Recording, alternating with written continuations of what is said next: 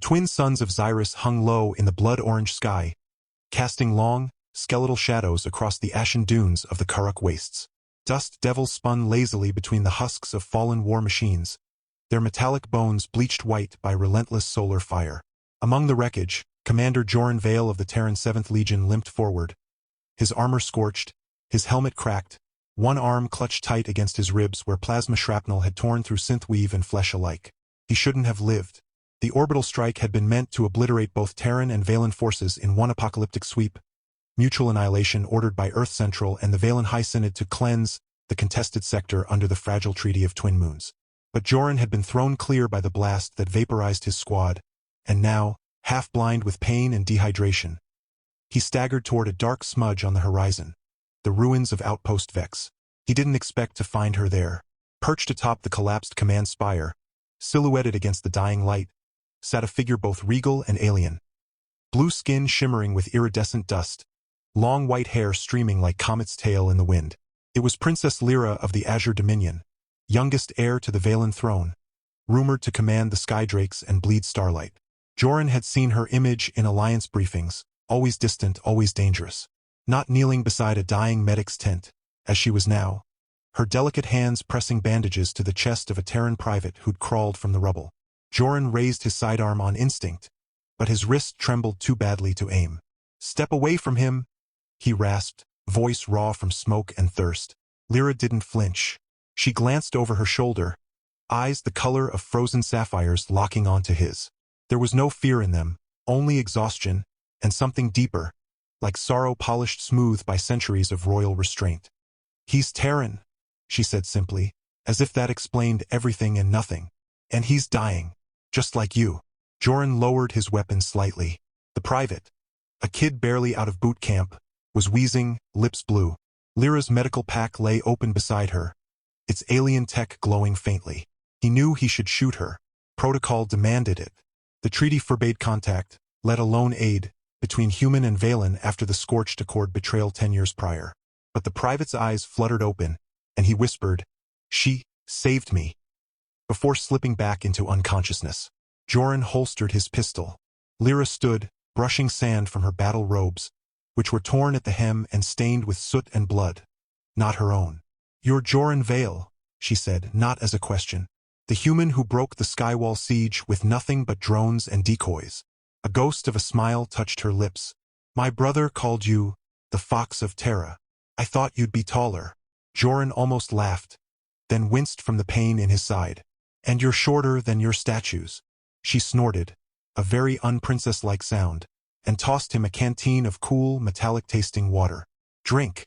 You reek of plasma burns and bad decisions." For 3 days they tended the wounded together, Terran and Valen alike, dragging them into the relative shelter of the outpost's underground medbay. The ceasefire wasn't official, but the battlefield had gone eerily quiet, as if the planet itself held its breath. Lyra moved with quiet authority, her blue fingers deftly suturing wounds with bio-thread that glowed faintly green. Joran, despite his injuries, rigged a solar charger from scavenged parts and reactivated a comms drone to signal for evacuation. They spoke little at first, but when they did, it was sharp, probing, laced with dry humor that surprised them both. Joran learned she'd been sent to oversee the Valen withdrawal. Only the orbital strike had come early, and her escort had been wiped out. Lyra learned he'd argued against the strike, calling it cowardice disguised as strategy, and that he'd been demoted for insubordination. On the 4th night, under a sky thick with unfamiliar constellations, they sat on the roof, sharing a ration bar that tasted like chalk and regret. "The Treaty of Twin Moons was never meant to last," Lyra said quietly, watching a comet streak overhead. "It was a pause, not a peace. My mother signed it to buy time while she rebuilt our fleets. Your people signed it to hide how broken Earth really is. Joran didn't deny it. So why help us? Why risk treason?" She turned to him then, her white hair catching the starlight, her expression unreadable. "Because someone has to be the first to stop hating." He looked away, heart pounding for reasons he didn't understand. The next morning they found the survivors, 12 Terrans, 8 Valens, gathered in the courtyard. Word had spread. The human commander and the alien princess had saved lives on both sides. When the evacuation skiff finally descended, its engines roaring like thunder, the Terran sergeant saluted Joran. then bowed slightly to Lyra. It was a small gesture, but it carried the weight of 1,000 unspoken apologies. Lyra walked with Joran to the skiff's ramp. "Go home, Joran Vale," she said, her voice softer now. "Tell them not all blueskins want war." He hesitated. "What about you?" "I have a throne to refuse," she said with a wry smile. He almost kissed her then. Almost. But duty yanked him back like a leash. He boarded the skiff, and as it lifted off, he watched her grow smaller and smaller until she was just a blue speck against the orange sands. He thought that was the end. It wasn't. 3 weeks later, back on Mars Base Theta, Joran was summoned to High Command. He expected another reprimand. Instead, he found Admiral Cho staring at a hologram of Lyra, standing before the Valen Synod in full ceremonial armor, declaring before the Galactic Court that the Treaty of Twin Moons was null and void, not because of betrayal, but because peace cannot be maintained through silence and separation. She had offered a new pact: open borders, shared med clinics, joint patrols, and one shocking condition. "She wants you," Cho said flatly, "specifically, as her consort." Joran nearly choked on his coffee. "That's impossible. The treaty forbids interspecies unions, especially between military and royalty." "Not anymore," Cho replied. "She tore it up, said if love is treason, then she's guilty. And she named you as the human who proved compassion isn't weakness." Joran was shipped back to Xyrus under diplomatic escort, landing not on a battlefield, but in the crystalline gardens of the Azure Spire, a palace carved from living quartz that hummed with ancient energy. Lyra met him at the landing pad, wearing a gown of woven moonlight and defiance. No guards, no entourage, just her, standing barefoot in the sand, as if daring the universe to strike her down. "You came," she said. "You asked," he replied. She stepped closer, close enough that he could see the faint pulse in her throat, the tiny silver scars along her jawline from old battles. "Marry me," she said, not as a plea but as a challenge. "Marry me and break the treaty, not with guns but with rings. Let them call it scandal. Let them call it madness. But let them also see that a human and a Valen can build something together." Joran laughed. Really laughed. For the first time in years. "You're insane. You know that, right? They'll exile you. Or worse. They tried to kill me once for reading Terran poetry," she said with a shrug. "I survived. Besides," she reached into her gown and pulled out a small device, a neural bond ring, glowing faintly blue. "This links our life sparks. If one dies, the other feels it. If one lies, the other knows. That's how Valens seal true vows. No politics, no treaties, just truth." He stared at it, then at her. This wasn't just a proposal. It was a revolution wrapped in silk and starlight. "And if I say yes?" he asked. "Then tomorrow we feed the skydrakes together. And the day after we draft a new charter. One written in kindness, not conquest." She tilted her head. "Also, my mother's throwing a banquet." The ceremony was held at dawn on the glass plateau, where the wind sang through crystal spires and the twin suns rose as one. Terran officers stood beside Valen nobles, awkward but respectful. Joran wore white and silver. Lyra wore blue and gold. When the High Seer asked if any objected, silence fell thick, tense, expectant. Then a Valen general stepped forward. Joran braced for confrontation. Instead, the general knelt. "Long live the consort," he said gruffly. "May your children inherit both our skies." The crowd erupted in cheers, not unified, not perfect, but hopeful. Afterward, in the privacy of her solarium, Lyra poured them both tea that smelled like jasmine and ozone.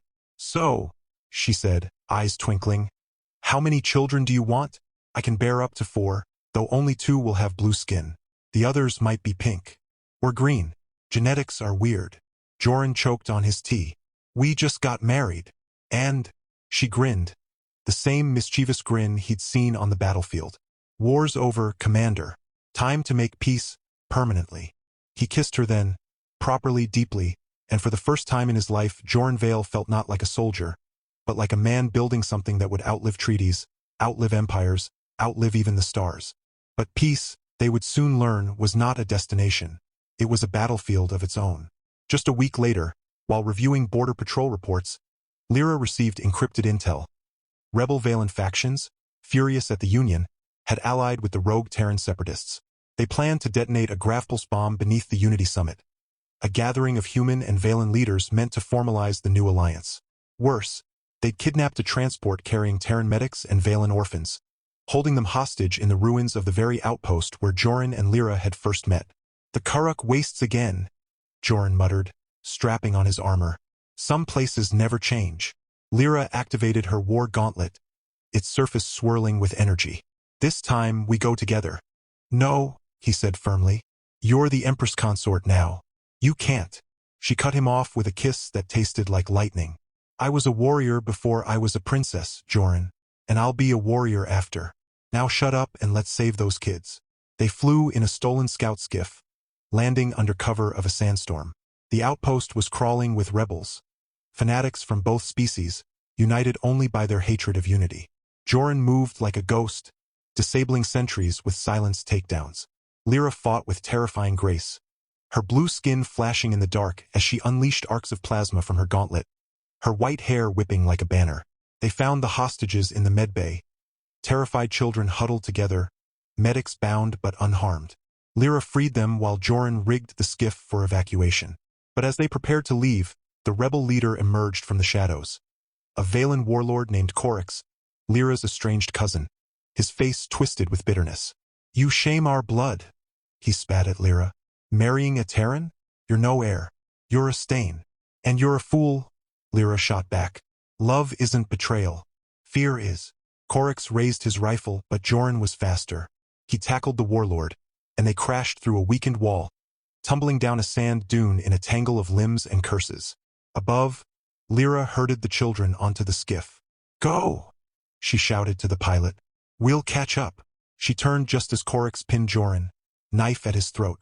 "Say goodbye to your pet human," he sneered. Lyra didn't hesitate. She activated the neural bond. Coryx screamed as raw life spark energy surged through Joran, and into him via the blade. The warlord convulsed, dropped the knife, and collapsed, twitching. Joran gasped, scrambling back. What was that?" "A failsafe," Lyra said, helping him up. "The bond protects its own." Hand in hand, they ran for the skiff, sand stinging their eyes. As it lifted off, the Grafpulse bomb detonated far below, but the summit had been evacuated in time, thanks to Lyra's warning. Back at the spire, they stood on the balcony, watching the sky turn violet with twilight. The children were safe. The summit would reconvene. But the fight wasn't over. It never would be. Joran wrapped his arms around Lyra from behind, resting his chin on her head. "You know they'll keep coming. Both our sides." "I know," she said, leaning into him. "But now we're not alone." He smiled. "So, about those kids." She elbowed him gently. "One step at a time, Commander." And in that moment, with the wind singing through the crystals and the stars beginning to blink awake, Joran knew he'd chosen not just a wife, but a future. A messy, dangerous, beautiful future, written not in blood, but in hope, and maybe, just maybe, in the laughter of children who would never know a world without peace. Peace, Joran soon realized, was far louder than war. In the weeks following the failed bombing and the rescue at Outpost Vex, the Azure Spire became less a palace and more a crossroads, flooded with diplomats, journalists, medics, school teachers, even curious artists from both species, all drawn by the audacious union of a human commander and a Valen princess. Lyra, now styled Empress Consort by those who supported her, and the traitor queen by those who didn't, threw open the palace gates. Terran engineers helped reinforce the spire's ancient energy shields. Valen botanists taught Martian agronomists how to grow glowvines that purified air and bore edible fruit. Children, human and Valen, played together in the crystalline gardens, their laughter echoing where only silence and suspicion had lived before. Joran, still adjusting to civilian clothes and the strange weightlessness of no longer carrying a rifle, found himself drafted into diplomacy. He wasn't a politician, but people listened when he spoke. Maybe it was his scarred hands or the calm way he looked you in the eye, like he'd seen hell and chosen to walk back. He began touring joint settlements springing up along the old border zones. Desert towns where human traders sold water purifiers in exchange for Valen sky silk. Schools where lessons were taught in both Terran Standard and Valen Flowspeak. But the harmony was fragile. One evening, as they shared a quiet meal under the twin moons, Lyra received a comm message that made her go very still. Her fingers, usually so quick and sure, trembled slightly as she set down her fork. "What is it?" Joran asked, his soldier's instincts kicking in. My mother, she said softly. She's dying. The Empress Celera of the Azure Dominion had ruled for over a century, her mind sharp as a plasma blade even as her body weakened. She'd opposed Lyra's marriage at first, fearing it would fracture the Dominion. But after Joran's quiet courage during the Unity Summit crisis, and Lyra's growing popularity among the younger Valens, Celera had softened. She'd even sent Joran a ceremonial dagger, its hilt carved from iron. For the man who guards my daughter's heart. Now she summoned them both. They traveled to the Moonward Palace, a floating citadel suspended above Xyrus's northern ice sea. The air there was thin and cold, scented with frost lilies that only bloomed in grief. Celera lay in a chamber bathed in silver light. Her blue skin faded to the pale hue of twilight. Her white hair spread like snow across silk pillows. But her eyes, still Lyra's eyes, burned with undimmed intelligence. You came, she whispered. Always, Lyra said, kneeling by the bedside, taking her mother's hand. Celera turned her gaze to Joran. You've done well, son-in-law. Better than I expected. A ghost of a smile. She chose wisely. Joran bowed his head. I'm honored. The Empress closed her eyes for a long moment. When she opened them again, her voice was stronger. Listen, before I go, I must name my successor. The Synod expects it to be Lyra. But there are factions. Coryx's followers still whisper in the shadows. If Lyra ascends alone, they will tear the Dominion apart. Joran felt Lyra tense beside him. Then let her ascend with me, he said before he could stop himself. Celera's eyes widened slightly. Then she laughed. A dry, crackling sound like ice breaking. Bold. I like that. She reached out, her fingers brushing his cheek. The old laws say the throne passes only through Valen blood. But the old laws also said humans were beasts. We were wrong about that. She took a shallow breath. So I changed the law. Here, now. Lyra will rule as Empress. And you, Joran Vale, will stand beside her. Not as consort, but as co-ruler. Commander of peace. Let them call you what they will. But your word will carry weight. Your signature, law. Lyra stared at her mother, tears glistening in her sapphire eyes. Mother, are you sure? I've never been more sure of anything, Celera said. The future isn't blue or pink. It's both. And you too, you're already building it. 3 days later, the Empress Celera passed peacefully in her sleep, her hand clasped in Lyra's. The funeral was a fusion of traditions. Valen skydrakes circled the floating palace, trailing ribbons of light, while Terran honor guards fired a salute into the stars. Joran wore a Valen mourning cloak over his old command uniform. A symbol, Lyra said, of two worlds united in grief and hope. But not everyone mourned. During the succession ceremony, as Lyra placed the crown of twin moons upon her brow and Joran accepted the scepter of accord, a voice rang out from the gallery. This is an abomination. It was Elder Varn, head of the traditionalist bloc, his face twisted with disdain. A human on the throne? The ancestors will turn their faces from us. Lyra didn't flinch. The ancestors also believed the sky was fire and the moons were eyes of the gods. We've learned better. The law, Varn began. The law changed when my mother willed it, Lyra said coolly. And if you challenge it, you challenge her memory. A tense silence fell. Then, one by one, the Synod members bowed. Even Varn, after a long pause, gave a stiff nod. But Joran saw the hatred in his eyes, and he knew this wasn't over. Sure enough, 2 months later, reports came in from the southern deserts. Villages refusing joint patrols, schools closing their doors to mixed children, whispers of a purist movement gathering strength. Then came the incident at the Oasis of Tears, a shared water well where human and Valen farmers had drawn water side by side for years. Someone poisoned it. Not enough to kill, but enough to sicken dozens. Joran and Lyra rode out themselves, ignoring security protests. They found the village in chaos, blame flying like shrapnel. A human boy accused a Valen elder. A Valen girl claimed she saw Terran scouts tampering with the pipes. Lyra didn't hold a trial. She sat by the well, dipped a cup into the tainted water, and drank. Gasps erupted. Joran lunged forward, but she held up a hand. It's not lethal, she said, her voice steady. Just bitter, like suspicion. Then she had every villager, human and Valen, drink from the same cup. If we fear each other, we'll never find the truth, she said. But if we share the same risk, maybe we'll share the same solution. And they did. Within hours, a young Valen boy confessed. He'd been paid by a stranger to pour bitter juice into the well, told it would drive the pink skins away. The boy didn't know it was poison. He thought it was just a prank. The trail led to a hidden camp in the Razor Canyons, funded, they discovered, not by Valens or Terrans alone, but by an off-world syndicate that profited from the war. Peace, after all, was bad for business. Joran led the raid himself, flanked by loyal Valen warriors and Terran peacekeepers. They captured the mercenary leader, a scarred human with cybernetic eyes who spat at Joran's feet. You think this changes anything? You're a fool. Love doesn't stop bullets. Maybe not, Joran said, cuffing him. But it builds hospitals that heal the bullet wounds. That's a start. Back at the spire, Lyra stood before the newly formed Unity Council, equal parts human and Valen, and proposed something radical, a joint academy. Not just for soldiers or diplomats, but for artisans, healers, farmers, dreamers. A place where children would learn each other's songs before they learned each other's weapons. Joran watched her from the gallery, pride swelling in his chest like a second heart. She was magnificent, fierce, compassionate, tireless. And she was his. That night, in their private quarters, she finally let her guard down. She curled against him, her blue skin cool against his warmth, her white hair spilling over his shoulder. Sometimes I'm scared, she admitted, voice small. What if we fail? What if this peace is just a dream? Joran kissed her forehead. Then we'll wake up and build it again, and again, until it's real. She looked up at him, moonlight catching the unshed tears in her eyes. You really mean that, don't you? I do, he said.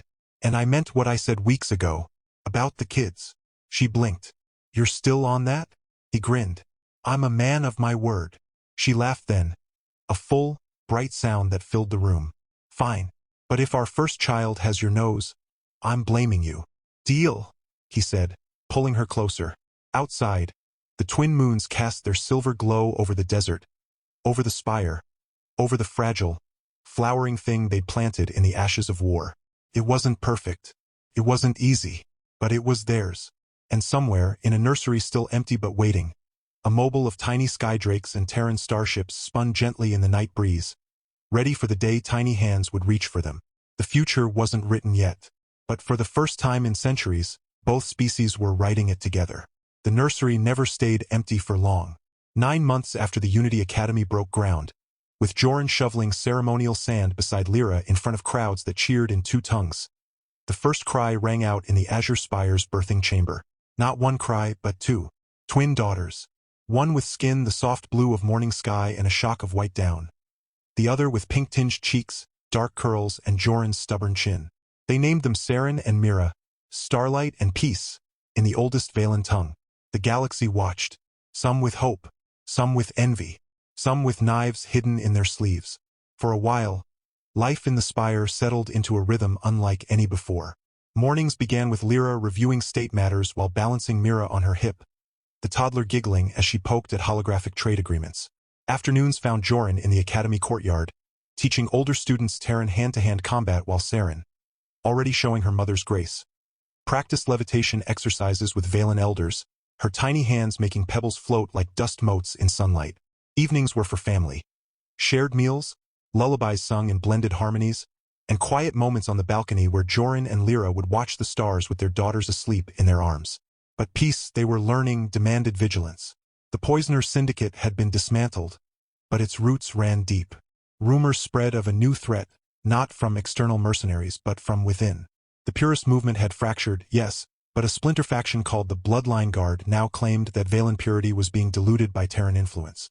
More disturbingly, whispers reached them of human extremists on the fringe colonies who called Joran a race traitor and Lyra a blue witch who'd ensnared him. Then came the incident at the Unity Fair. It was meant to be a celebration, 3 days of music, food, and shared inventions from both cultures. Joran and Lyra walked hand in hand through the bustling plaza, their daughters in matching sunrobes, when the explosion ripped through the dessert pavilion. Chaos erupted. Smoke, screams, the acrid stench of ionized sugar and burning synth fabric. Joran's training kicked in before his mind could catch up. He swept Mira into his arms while Lyra grabbed Saren, her gauntlet flaring to life as she scanned for threats. Peacekeepers swarmed, but not before Joran spotted them. 3 figures in gray cloaks slipping into the alleyways. Human, Valen, working together. They're not just opposing us, Lyra said later, her voice tight with fury as medics treated burns and shrapnel wounds. They're learning from us, using our unity against us. That night, after the twins were tucked into their cribs, Joran found Lyra standing before the war map in the strategy chamber. The same one they'd once used to track battlefronts, now marked with schools and hospitals. We can't protect them forever, she said without turning. We don't have to protect them from everything, Joran replied, stepping beside her. Just from the things that would steal their future before they get to live it. She finally looked at him, eyes glistening. What if the future is too broken to fix? He took her hand. Then we fix it piece by piece, like we always have. Their answer came in the form of an old enemy. Corax, Lyra's disgraced cousin, had been imprisoned in the Obsidian Vault, a floating asteroid prison reserved for traitors to the Dominion. But during a supply transfer, his cell was found empty. Only a single note remained, scrawled in Terran script. The throne bleeds blue. I'll wash it clean. Joran knew what that meant. Corax wasn't just coming for Lyra. He was coming for their children. Security doubled. The Spire went into lockdown. But Joran refused to let fear dictate their lives. Instead, he did something unexpected. He invited Corax's former second-in-command, a Valen named Tyla, to the Spire under safe passage. Tyla arrived wary, her armor scarred, her eyes sharp with suspicion. She'd surrendered after Corax's fall, disillusioned by his cruelty. Now, she worked rebuilding water cisterns in the desert towns. Why summon me? She asked, standing stiffly in the audience chamber. Because you knew him better than anyone, Joran said. And because you chose to build instead of burn. Lyra stepped forward. We don't want vengeance. We want to understand. Tyla studied them. The human man who'd married her princess. The twin girls playing quietly in the corner with a floating puzzle cube. Something in her hardened expression softened. He's not just after power, she said at last. He believes the Dominion is dying because it's forgotten what made it strong. He sees your children as contamination. Lyra's fists clenched, but she didn't speak. He's hiding in the ghost dunes, Tyla continued, where the sandstorms scramble sensors. He's gathering followers, disgraced warriors, exiled nobles, even rogue Terrans who think Earth betrayed them. And the Bloodline Guard? Joran asked. They're his new army, Tyla said grimly, and he's planning something big, something that will force the Synod to reject your rule or destroy you trying to keep it. 2 weeks later, intelligence confirmed it. Corax planned to sabotage the first Unity Games, the inaugural athletic and cultural festival of the new alliance, to be held at the Oasis of Tears, now fully restored. He'd rigged the central arena with gravmines designed to collapse the ground beneath the crowd during the opening ceremony. Hundreds would die, human and Valen together, and in the aftermath, Corax would declare martial law, claiming Lyra's reckless integration had made the Dominion vulnerable. Joran and Lyra couldn't evacuate. It would confirm the fear Corax wanted to spread, that unity was unsafe. So they did the opposite. They went ahead with the games. But they changed the plan. On the day of the ceremony, instead of dignitaries and crowds, only volunteers entered the arena. Peacekeepers, medics, engineers, teachers. Hidden beneath their robes, everyone carried a signal jammer. While Corax watched from a ridge, expecting chaos, Joran and Lyra led a silent team through the catacombs beneath the arena, disarming the mines with Tyla's help. Corax realized too late. He stormed the arena himself, flanked by a dozen fanatics, roaring that Lyra had defiled the bloodline. But as he raised his plasma blade, the crowd parted. And there, standing hand in hand in the center of the ring, were Saren and Mira. They were only toddlers, barely walking steadily. But they stood tall, their mismatched eyes fixed on their uncle. Corax froze. You took my honor, Lyra said, stepping forward. But you will not take their innocence. Saren, sensing her mother's pain, raised her tiny hand, not in fear but in offering, in the Valen way of asking for peace. Mira, not knowing the gesture, simply smiled and waved. Something cracked in Corax's face. For a heartbeat, the warrior vanished, and the cousin Lyra once played with beneath the skydrakes returned. Then the moment passed. He snarled, raising his weapon. But Tyla struck from the shadows, disarming him. Peacekeepers swarmed. This time there was no escape. At his trial before the Unity Council, Corix remained defiant until Lyra offered him a choice. Life in exile on one of the reclamation colonies, helping rebuild what he tried to destroy, or execution. He chose exile.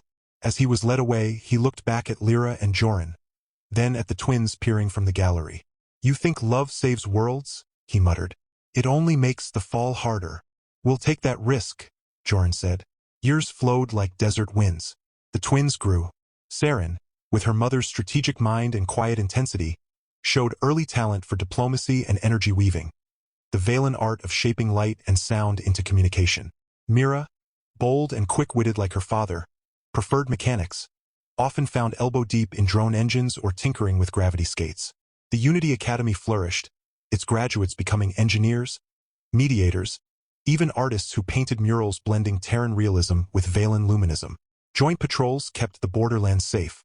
Trade routes bloomed. Even Earth Central, once so rigid, began sending envoys who spoke not of conquest, but of collaboration. But the greatest test came not from warlords or purists, but from within.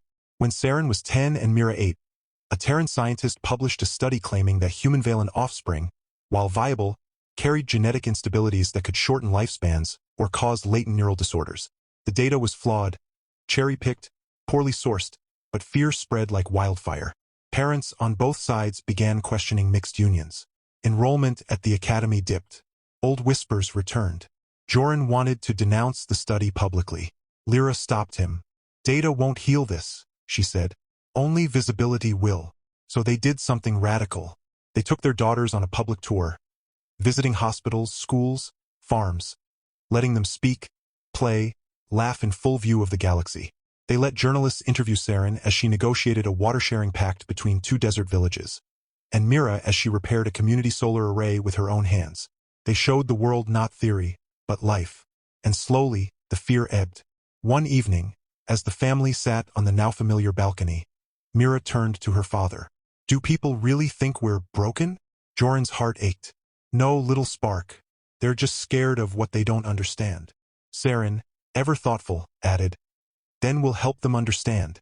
Lyra pulled both girls close. "That's the work, isn't it? Not just building peace, but keeping it alive one conversation at a time." Joran looked at his family. The blue-skinned empress, the pink-skinned dreamer, the bridge between worlds, and knew they were more than rulers. They were a promise, and promises once made must be kept. Not with treaties, but with love, and laughter, and the stubborn, daily choice to believe in each other, even when the desert tries to bury you in sand. Years later, when the twins stood before the Unity Council to take their oaths, Saren as ambassador of Accord, Mira as chief engineer of the Skybridge Initiative, Joran and Lyra watched from the same balcony where they'd once feared the future. The desert winds still blew, but now they carried the sound of children from 100 species playing in the gardens below. No treaty held their world together anymore. It was something far stronger. Shared bread, shared burdens, shared dreams. Their love had not ended war, but it had taught a galaxy how to mend.